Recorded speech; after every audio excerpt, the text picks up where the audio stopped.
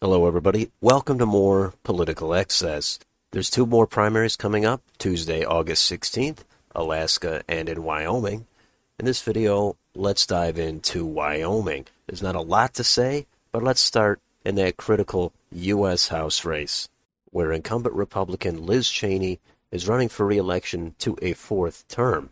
Last time, Cheney won with over 68% of the vote and won all but one county. However, her support for impeachment of Donald Trump and her becoming the face of the anti-Trump resistance has made her an outcast amongst Republicans. So she is facing a primary challenger. There's several candidates you can see here, but the main contender is Harriet Hageman, and she is endorsed by Donald Trump, and you can take a look at all the endorsements here. Liz Cheney does have endorsements of her own, mostly establishment moderate type of Republicans, even a little bit of Democratic support. While Harriet Hageman, she has a ton of endorsements of her own from all different levels of government all over the U.S. So what's the state of this race? Well, if we go down and take a look at the polling, we could see that Liz Cheney is polling at about the high 20s, maybe low 30s.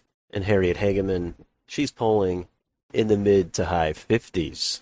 There's also been a lot of talk about Democrats crossing over, re-registering to support Liz Cheney, as it's an open primary state, and it's an extremely red state, so the Democrat basically has zero chance to win in November. So we'll see how that actually plays out, but Liz Cheney appears very likely to go down at this point. So there's really no point in even looking at this Democratic side. It's kind of the opposite of Hawaii, where this will be a complete blowout in the other direction in favor of the Republicans.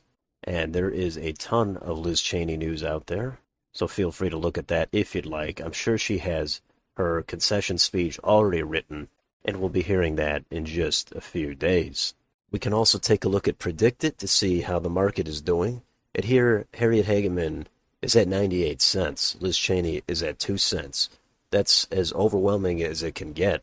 I'm actually a little surprised it's that high. I would think it would probably be in the low to mid-90s, but 98 cents, that is completely overwhelming. And there's still a couple of unknowns about how many Democrats will cross over. I do not think Liz Cheney is going to pull this out at all.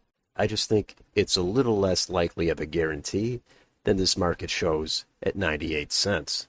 So let's move on to the statewide races. There is no U.S. Senate race in Wyoming this year. So let's take a look at governor, where incumbent Republican Mark Gordon is running for re-election to a second term. He does have token primary challengers, but it doesn't appear to be really all that competitive. Mark Gordon will be the Republican nominee, and on the Democratic side, it is, again, completely irrelevant that Democrat is going to lose in November, as last time in 2018, Mark Gordon won by about 40 points. So that's about it for Wyoming. I'll put up this Secretary of State election here as a bonus, as the incumbent Republican there is not running for re-election, so it will be an open primary. Anything could go with that type of race. So we'll see what happens Tuesday, August 16th. So that is a look at Wyoming. Let me know in the comments down below if you're following any of these races. What do you think the margin will be with Liz Cheney? Let me know in the comments down below. And if you enjoyed this channel, please don't forget to like and subscribe. Thanks for watching, and I will see you on the next video.